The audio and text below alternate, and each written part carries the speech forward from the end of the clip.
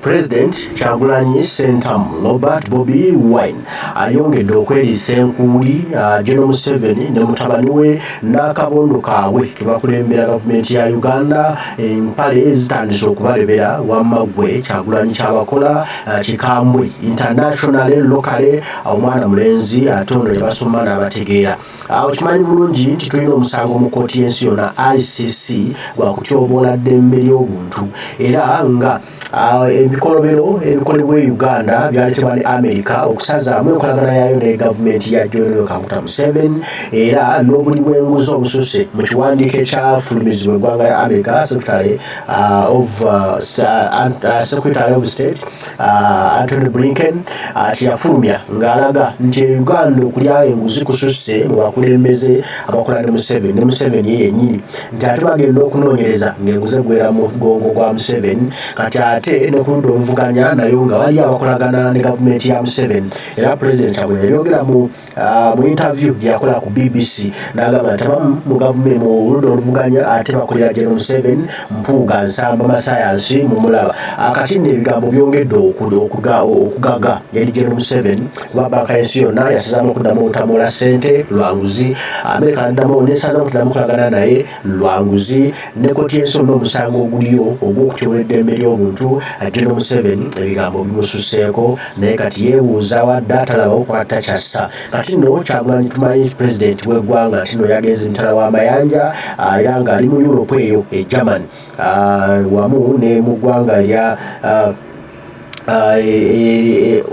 Europe, German, Sweden, Bungereza, European countries gyali ng'alina omulimu omunene gwali mu kutuukiriza Amsterdam gwali mu kutuukiriza kati nno e Uganda Museveni ebigambo byongedde okumwonoonekera amawulire agayingira galaga sokola bakatambi kano tusooke tufune egist ya story eno then ate tutambule bulungi nga tugenda maaso. What's the point of having so much money but you stole it? Corruption, greed, nepotism are things that is even making Ugandans more disgusted in the leadership of our party in government. The MPs asked Muhanga to explain how she acquired 10.2 billion shillings within a short period of time. This is another one. What was the source of this money? What was the source? Cows, goats, everything. You sold cows and goats. I'm speaking to you this because I know you are my shield. And I have to be honest. My judge told me to be very honest. I've told this to the president. I am not scared of calling a spade before anybody.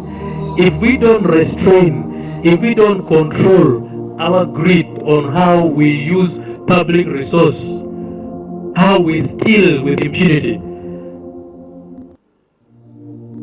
then Ugandans will push us out of power, and that will also be another transition.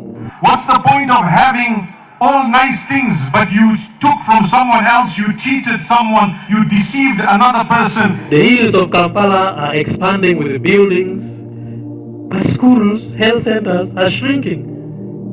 So where do people get this money from? And who are the owners of these structures we see around? Commissioners, directors, ministers, permanent secretaries. So people get disgusted.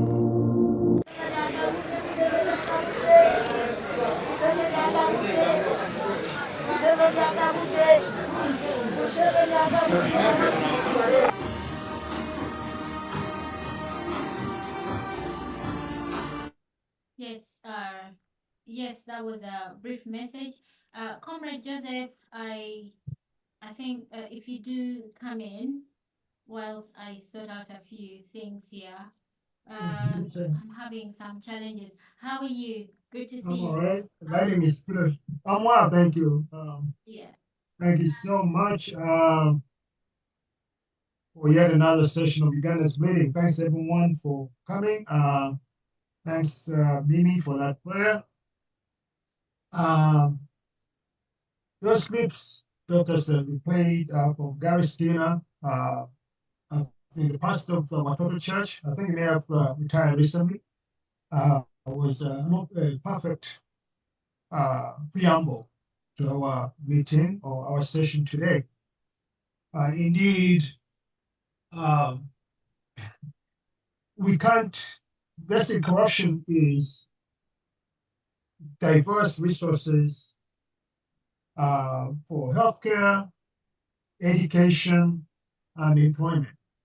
Our sisters and brothers are in the Middle East because there are no jobs, because the money that is supposed to help develop the economy is being diverted. So it's a huge travesty, which Ugandans as a whole, we should, beyond the dictatorship and all what is happening, that is another major issue that should get Ugandans to rise up and say enough is enough.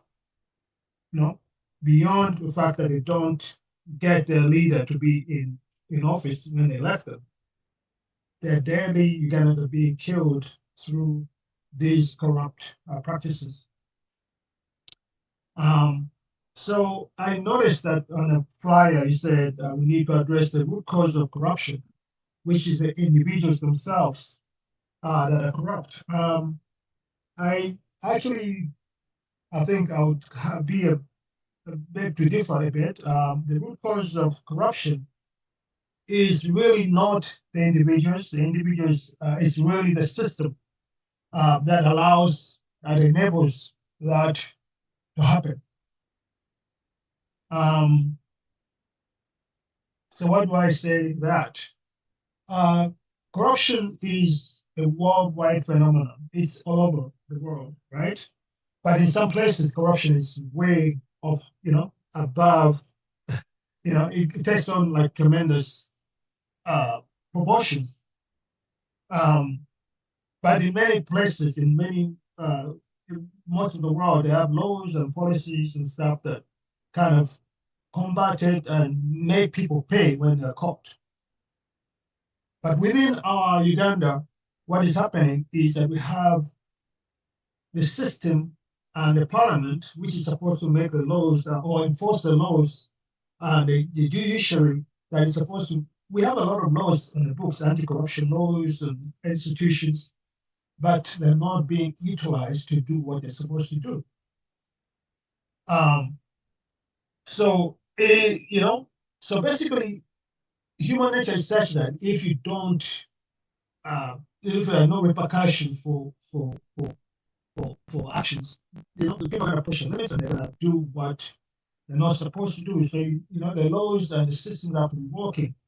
So the root cause is the fact that our systems are not working, and of course they're not going to work when the executive and the parliament. We saw recently parliament justifying the so-called and lawyers like Segona and others justifying the so-called what do you call it? Service of board from Puga, saying, this will legalize or pass legislation. So legislating corruption. They can go in there and change the law or put it on the books, that, this is, as a little opposition entitled to this, it is the case said it was a one-time payment. So that is partly the problem. We have institutions that are all corrupted and part of the system. So how do we combat that? How do we overcome this? So the root cause, as I said, lack of institution, but also the dictatorship and the system that we inherited from independence from our colonial masters that actually does not empower the Ugandans. And actually, I think this is very much an Africa-wide problem. We inherited systems which centralize so much power in the capitals, in the central government, and make it very difficult for people in the various parts of the country to hold the leaders of the country.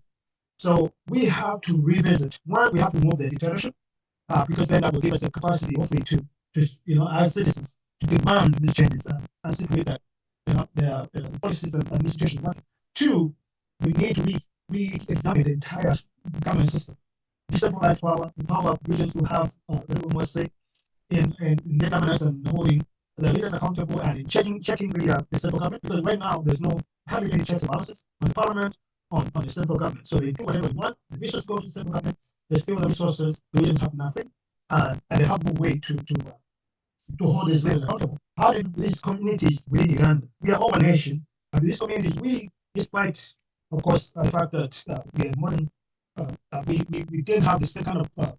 It wasn't a modern society back then, but the societies managed to manage themselves and manage their resources through their own mechanism of accountability. The traditional councils, whatever they did, they had a certain way of locally. So this region can, if it's given some decentralized powers and electing these officials at regional levels, and checking, making sure the resources that are due to them, this corruption, this will be the beginning of checking on, because, again, as an article shared, there was someone who wrote an article saying that we need to decentralize power and power, which is to have more say in the governance, and which is true because basically you're saying that right now everyone wants to Kampala and this entity called Uganda, people are not, it doesn't quite, I get from tests from Macaulay and I want to go and government this and I want to have opportunities from Macaulay to steal as much as we can.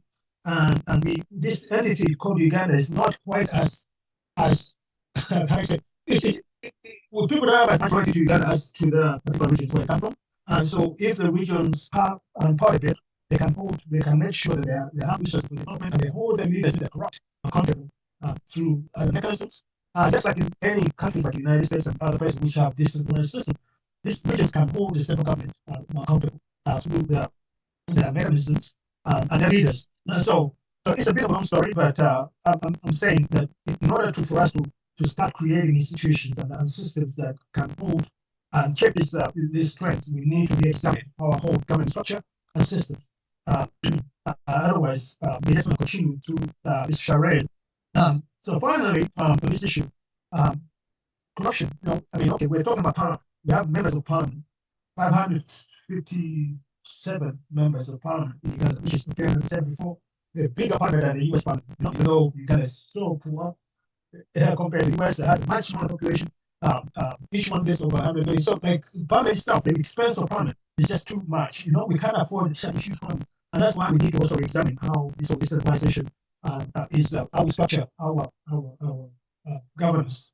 So, but if the commissioner Puga got 500 million shillings as a service award when he was in office for only 6 months, what does that mean in terms of all the political prisoners, all the the things we've been asking for?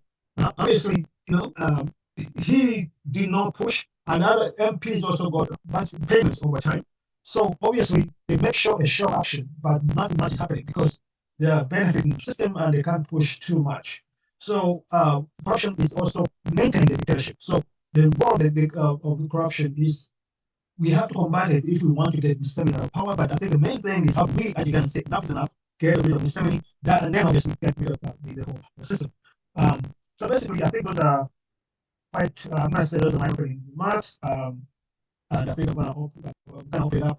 Dr. Serena, if you want to say something, and I may have a couple of points later, but thank you so much, brother. I hope you have your tweets.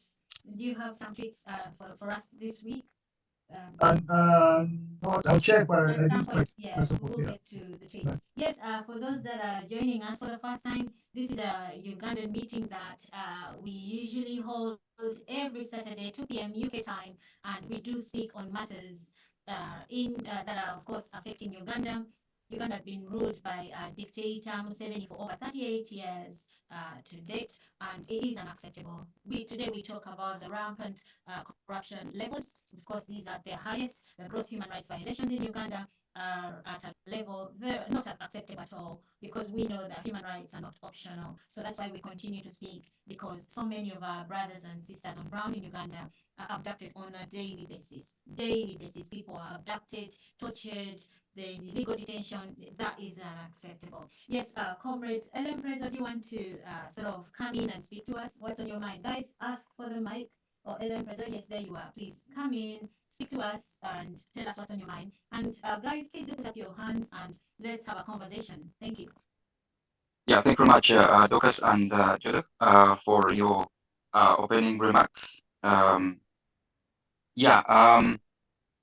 is a vice, and it's a very huge scourge of that in destroy societies, can cause death, everything that you see that is happening, a lack of proper infrastructures, the roads that are filled with potholes, people sharing water with cows, the lack of school structures that in 2024, our children are still studying under the trees, that when it rains, these children cannot really go to school.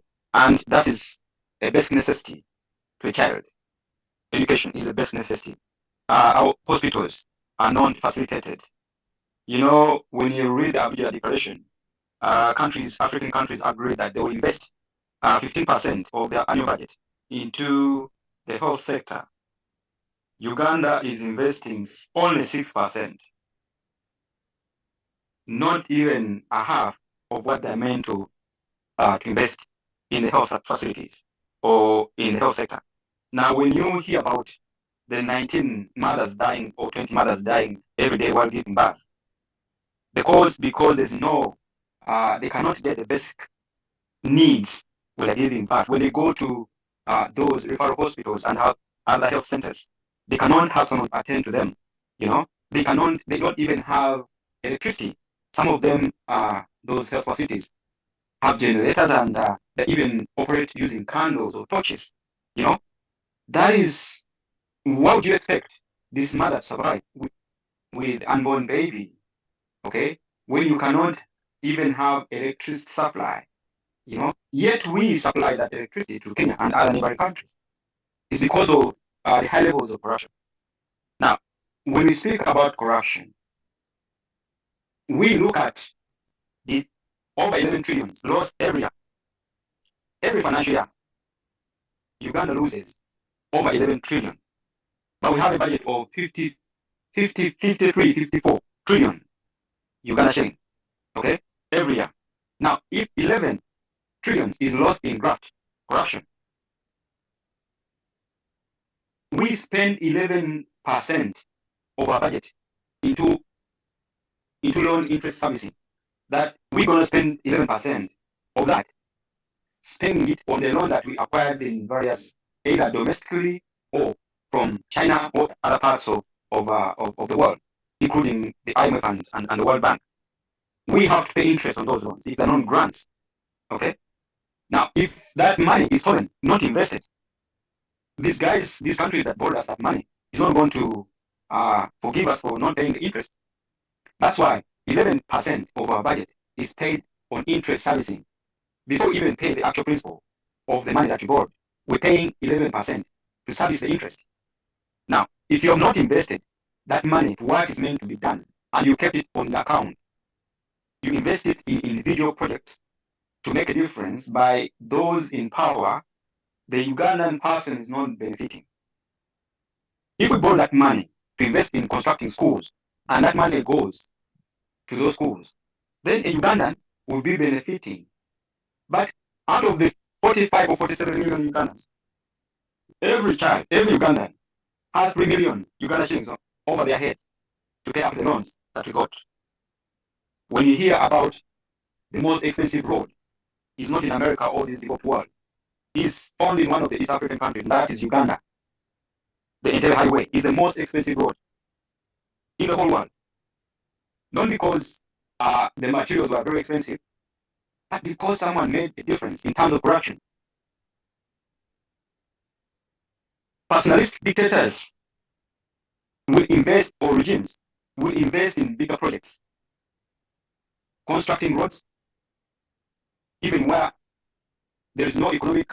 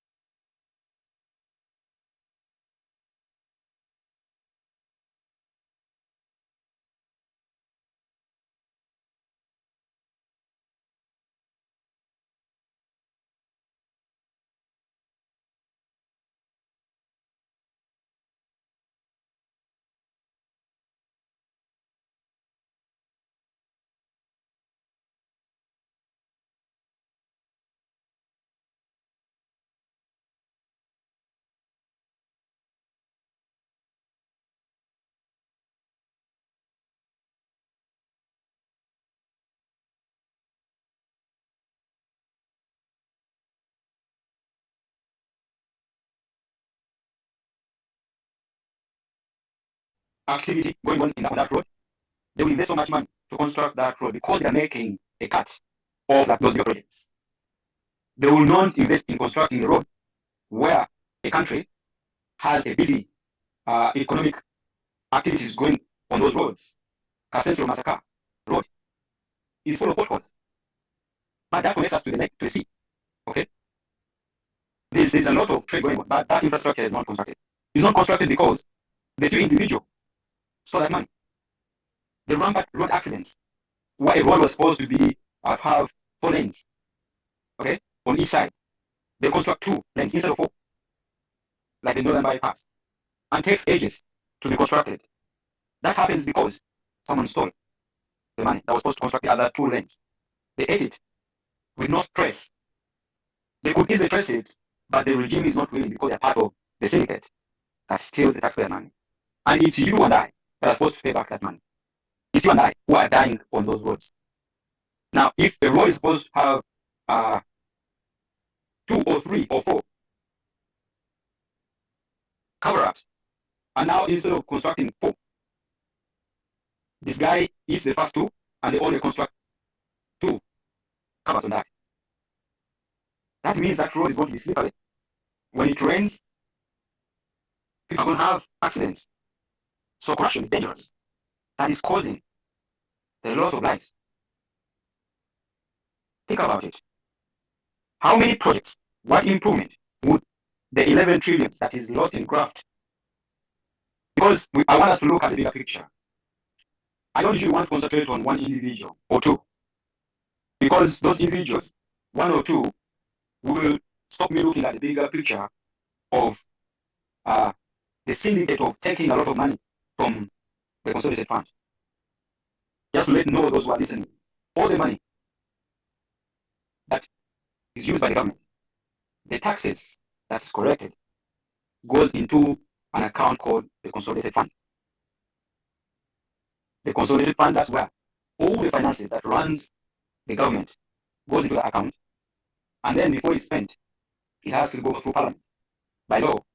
That's why the roles of an MP are only 4: legislation, representation, budget allocation, and oversight. Oversight, they have to go and look at those projects they have invested money, or government has invested money into, to see whether they successfully implemented them. That's why many of you have been watching. You've seen members of Parliament visiting the Ghost Luowa Hospital, the specialized hospital that was meant to be completed 5 years ago. And now the Speaker of Parliament claimed that they adjusted because the leader of opposition visited the facility or the area where they were supposed to construct that hospital. Now in 2024, she claims that the construction has resumed. So, what does corruption mean as people? I like the first video that Dokas played, where the gentleman was saying that for the last time he has lived in Uganda, he has not paid any penny in bribe. So, he has excused and paid his duty, his role as a citizen, to fight corruption. The 11 trillion that is lost every year is stolen through projects that are meant to be constructed, and they're not constructed. If they pass the budget to construct the Akiba Stadium, and they don't construct Akiba Stadium the way it was planned, that means someone stole the money. When the government passes the budget, and then we continuously have supplementary budgets requests from the State House, and the budgets are bloated, instead of giving the actual figure, they increase it by maybe another 0. If they're asking for 1 billion, they'll make it probably 2 or 3. Because we have well-learned people, but they're not using their intelligence and their knowledge skills to build Uganda, but they're using their skills and knowledge to rob the country, to become accomplices to stealing Ugandans' wealth. Where we have the gold from Wende and other parts of Uganda being mined, sold, and no accountability, that money doesn't go. There's no tax paid on that. And the gold is not seen, but the money and the gold goes into individual accounts and pockets.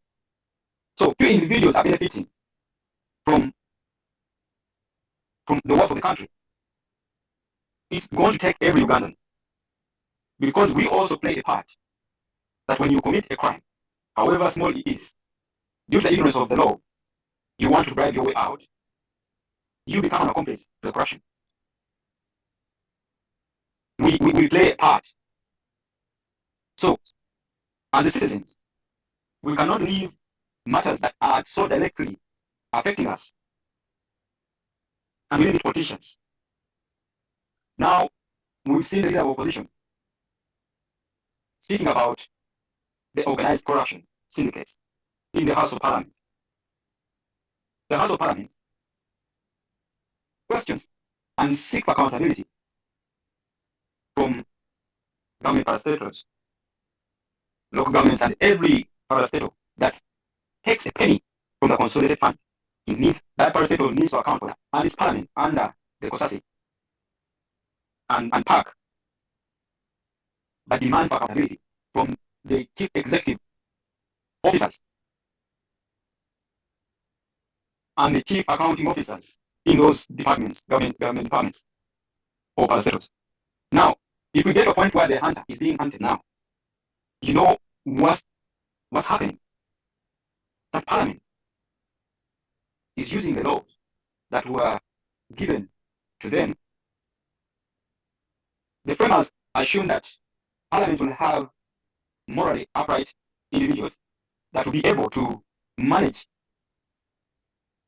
monitor, and protect the citizens and be able to determine their salaries and remunerations without abusing those rights.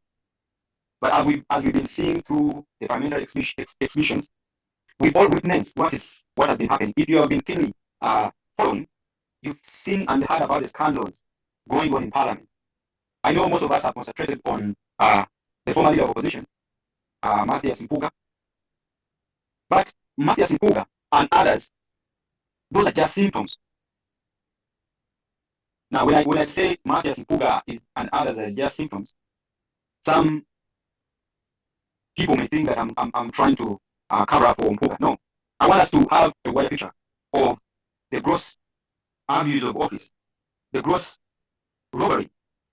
We normally find sweet words to say corruption, but that is thuggery. These are things that are meant to be put behind bars.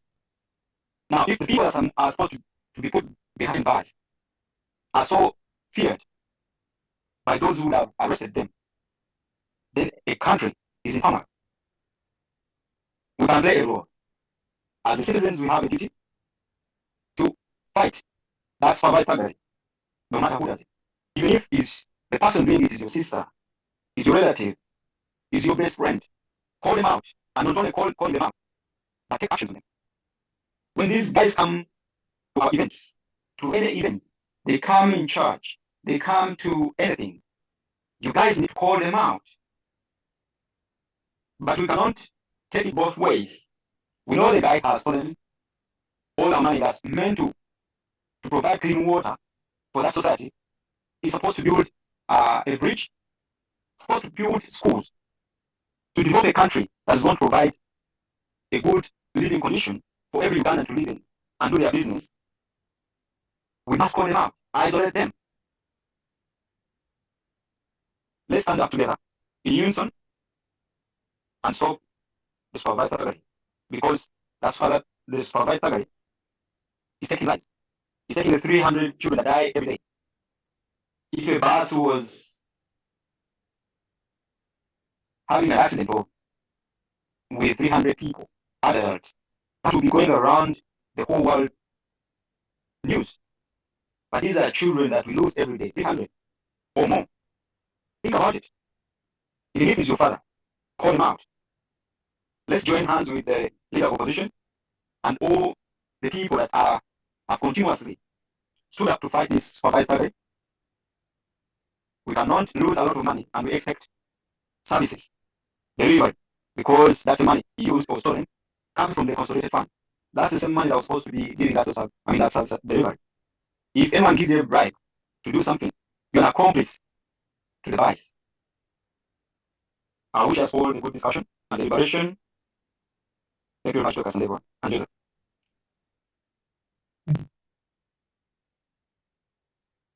Dr.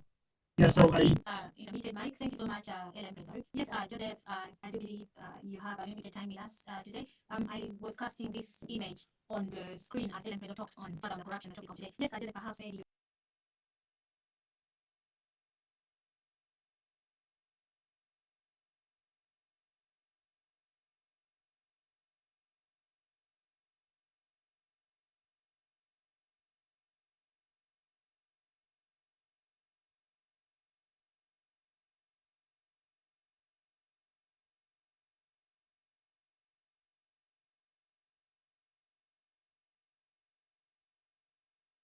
Wrap it up and then. Yeah. Thank you so much, Dr. Yes, so I'm running very shortly with the service, the regular service for someone. Yes, so thank you so much, Madam President, for those remarks. Yes, we as citizens, Christina was right. We should resist participating in illegal corruption. I think right and all that. Of course, in some cases, it's very difficult for people who want to get something done to avoid that, but that is a start. Now, before I proceed, there is a democracy, third democracy summit in South Korea. This week, I'm actually changing the 20th, and corruption. On the second day, which is Tuesday the 19th, corruption is going to be one of the topics, and civil society and youth invited to participate in that, but I just noticed that the registration for the event was deadline was on Friday. So unfortunately, it's kind of late, but there's some emails which we'll share with you, locals, and can share with some people, whereby someone can reach out and maybe see if we can somehow still be able to participate in that. Corruption is a very big topic. It is the third democracy summit, which is being held in South Korea. The first and second one held in the United States, and the third one is being held in South Korea, and corruption is one of the major topics in it because in this summit because they recognize its impact on development, poverty, human rights, and democracy. So very, very important. And in fact, as doctors, we go through the week, perhaps the spaces, try to kind of let's try to highlight the issue of corruption and mention this democracy summit. Anyway, so I just wanted to bring that up. Now, very briefly, Anita Among, there was an article that was published in the Independent recently, and Parliament suddenly got a hold of the news of the corruption of like all this stuff that's coming up today, the millions of shillings that the Bank of Uganda transfers from the parliamentary budget or account to Anita Among's personal secretaries and bodyguards. All this information, along with a lot of other money, the rest to other members of parliament and leaders of parliament, was given to Museveni in January 2023. Apparently, the SFC, that Museveni's Special Forces Command, went to the Islamic Bank and got the documents and they took to Museveni. So Museveni is aware of all this corruption, Anita Among and MPs and all that kind of stuff that's been happening since January 2023. But it's not active. What does that happen? Of course, I think you noticed about a month ago, someone told was going on about the misappropriation of public funds, the state house budget, billions and trillions of shillings being used, and all that, talking about lack of transparency, budgeting. And so basically, there's a sense that this information that came out of Parliament was probably leaked by someone within, the information was already available, but I think it was leaked. Some of it was recently leaked by people close to the state house. To have stop its focus and also kind of impugn Parliament itself. Parliament is supposed to be doing the oversight, but now Parliament itself is caught up in the corruption scandal. So that what does that do? That helps Museveni kind of put, he's a master of destruction. So it's distracting us because both Museveni and Parliament basically say, okay, you guys, so basically Parliament now has no authority to really question Museveni because they've already been proven to be corrupt. And so Ellen President mentioned about recently, this week went to Parliament, and Sexy Kumo also talking about the need for the speaker to address the issues that have come out through the parliamentary exception and corruption. And Nina Mom said, well, I can't respond to hearsay. Parliament is being attacked because I am opposed to homosexuality, whatever. But again, this information and the details of it were public, what's taken to the State House, and it's official documentation. And so what did this Anita Mom said? Anita Mom said, oh, I can't respond to hearsay. Bring evidence here, and authenticated evidence, and discuss it. And she said that you want to letter to him, send a letter to her, so that the commission is supposed to look into this issue. But this parliamentary commission, the same commission, when Kruger got 500 million, it kind of illegally, as far as I'm concerned, allocated 500 million shillings to Buga and all the other commissions. So how can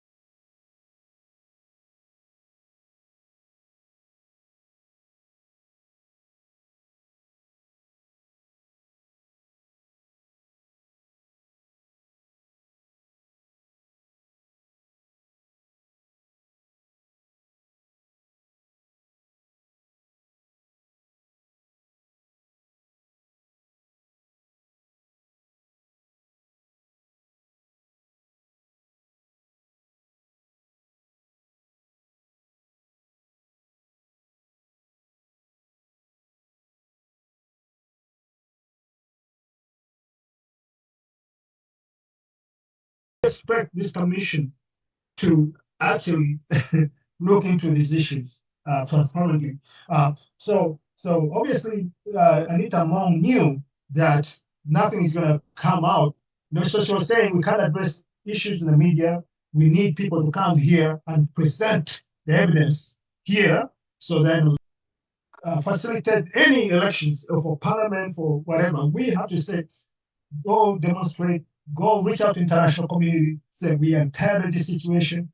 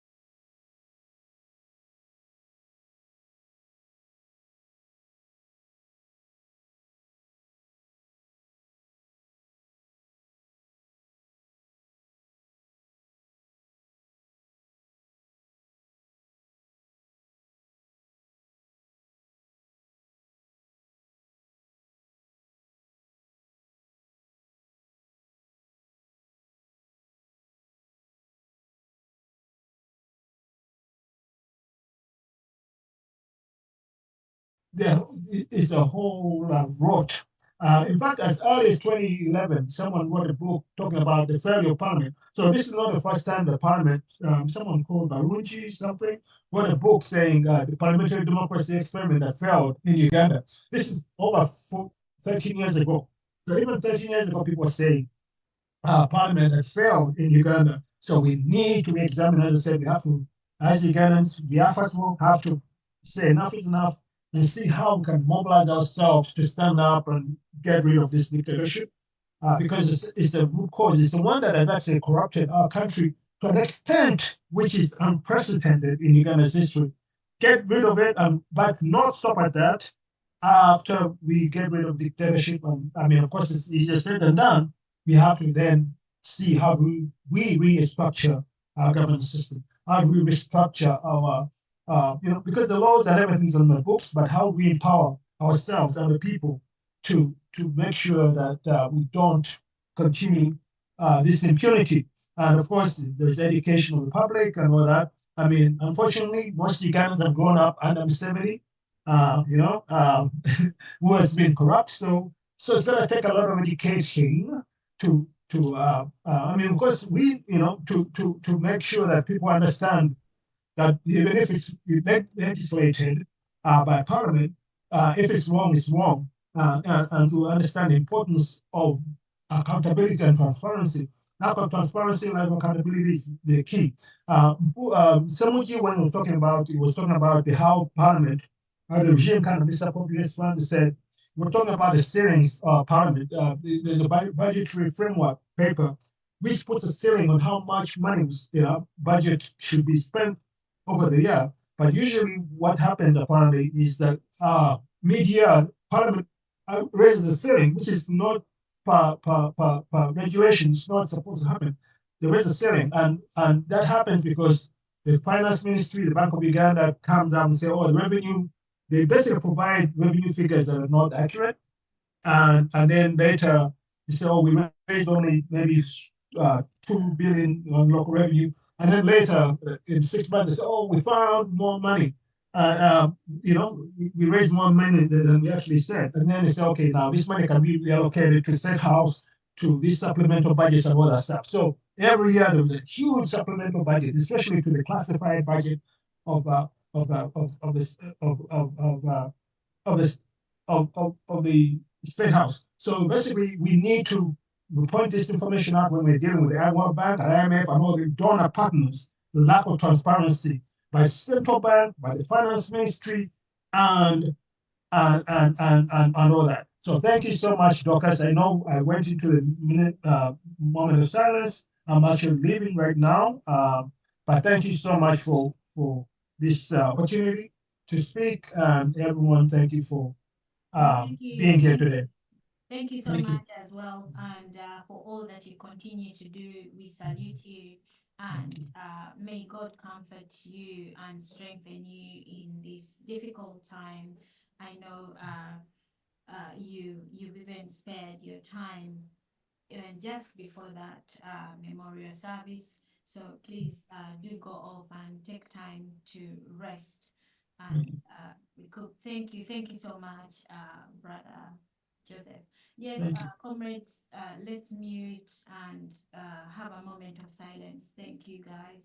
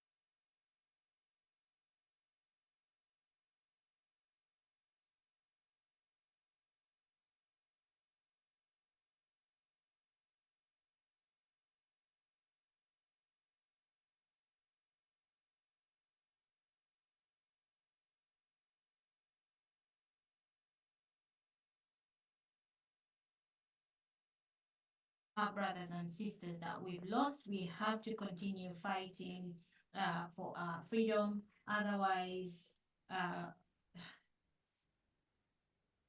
it is really sad, brothers and sisters, that our brothers have had to go to early graves. Our sisters, tortured to death, beaten to death. It is unacceptable by the regime, dictator Museveni and his team, and they continue to do so on a daily basis. So many are in detention. So be sending tweets out, and we encourage each and every one of you to tweet, send tweets out. We have to demand for our brothers and sisters. But I think the most important thing or demand is to demand that the dictator steps down, the dictator goes, because that will be the solution to all our problems. Otherwise, we keep pleading and begging, and he's not going to do it. He must go. Hashtag stop Museveni. Yes, let's take some hands. Comrade Ismail, hope you're right. I don't think I've seen. Oh yes, Sister Mimi, please do come back. Then we'll have James and Comrade Ismail or Ellen. Maybe you take the hands. I don't know. Sister Mimi, please do come back. Thank you. How are you, Sister? Thank you. Yeah, thank you so much. For me, what I'm going to say about corruption is that it's unfortunate that currently we are Ugandans are normalizing corruption. So we are no longer seeing it as like the way people get killed, and people don't see like it's a big deal thing. It's like a normal thing.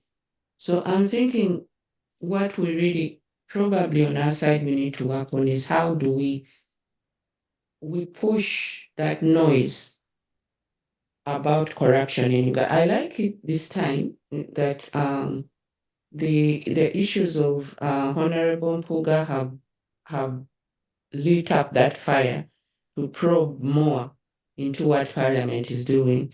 But it's unfortunate when a leader, a Speaker of Parliament comes and starts saying that, oh, this is hearsay. I don't work with hearsay. My goodness, they put you in that position to what? To sit there and just look like what? I don't understand. You know, that is public money. Any money that is public, you have to, the public has a right to know how that money is being used.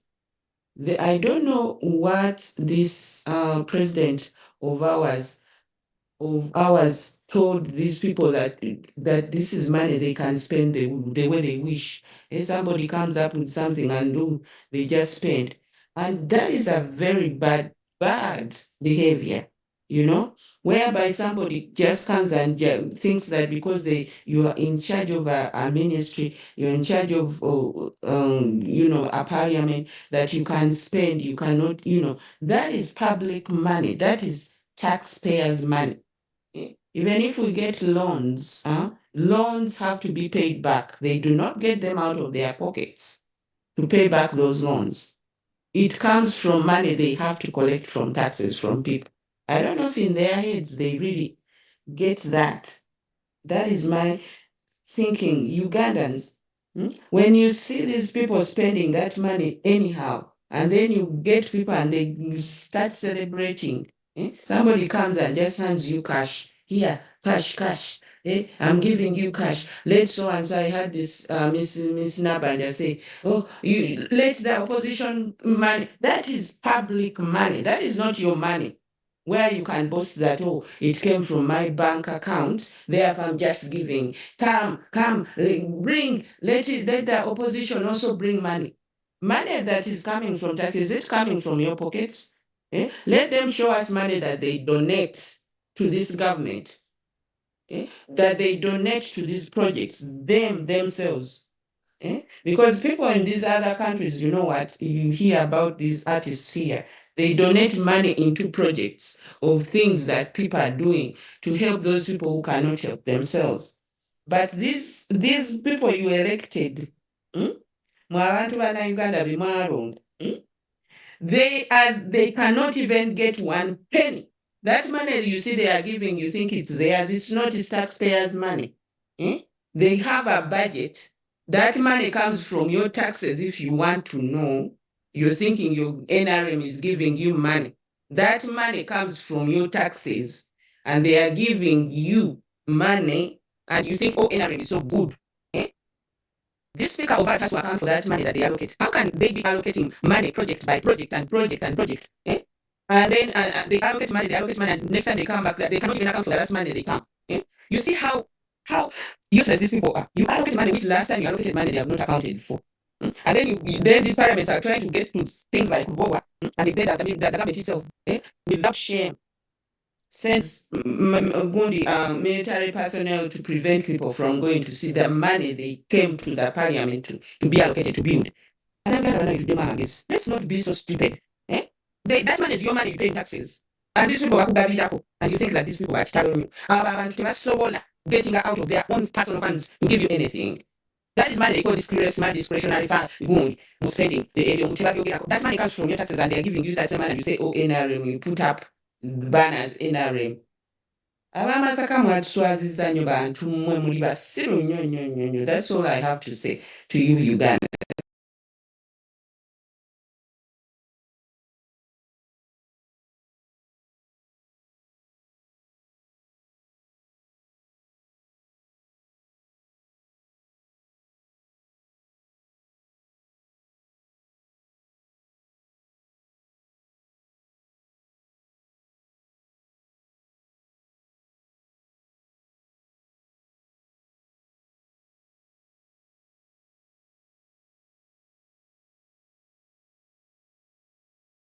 You know? Why don't you ask these people, where do you get this money? Temusobola, you cannot question. Omuntu nofa cancer. Cancer aluma. They don't have morphine mudwaliro. They do not have morphine. And somebody dies without a painkiller. And then tomorrow they are celebrating Ibusimanya bichi. And I to demo amagis. Nange netwaliramu. Let us stop carrying this. Let us question these people. Now now you're going to see they are going to bring a diversion. They are bringing a massacre diversion so that you do not question these parliament people. This speak of yours, you know, who's supposed to look out for your money, and then saying so and so, go to so and that is hearsay. That money is not yours, madam. That money is for Ugandans. And you're in charge of it. You have to give account of each and every penny. Thank you. Thank you. Ndowooza muwulira bulungi. Bannayuganda banyiivu olw'ebigenda mu maaso mu ggwanga lyabwe. Bintu bingi bye tulaba ne weebuuza kino ne weebuuza kiri nti n'eggwanga lye lyaffe wano we waka waffe otusaanidde okubeera oba tuli walala. Nga basajja ensimbi badiibuuda ndiibuude. Ono atwala kisawo, n'atwala kisawo, oli atwala kisawo, n'oli n'atwala kisawo. N'olaba ng'eggwanga lyaffe tuli mu kubonaabona kwereere tusaanawo busaanyi. Naye nga bino embeera bweti ffe tulina okugikomya, ffe tulina okugisitoopinga, oba tutya oba tutya, naye nga tulina okusitukiramu ne tulwana ne twekyanga ne twekyawa ne twekalakaasa. Kuba abaana baffe bazadde baffe bajjajjaffe n'obakulu gwabwe naye obulembe bwaffe bukuze ekyaffe bwaba abaana baffe bazzukulu bagenda kubeerawa kyokuteezesera kati bembe tuzadde abaana baffe bazzukulu baffe basange nga nsi wamna eyeegombesa aye nekumala ku mutuufu ey'okutambula ensimbi obwensolo abw'ekitiibwa nga ensimbi zetwali zikola bisaanidde okola muganda n'abibizaamu bamalaye obusolo nga sikudiibuuda budiibuzibo ne begaggawaza naye nga munayuganda yongera kuba bubi engulu ekwatambulira nfu amalwaliro mafu amasomero mafu n'obuuza nti yeewo obuwayi tukole tutya.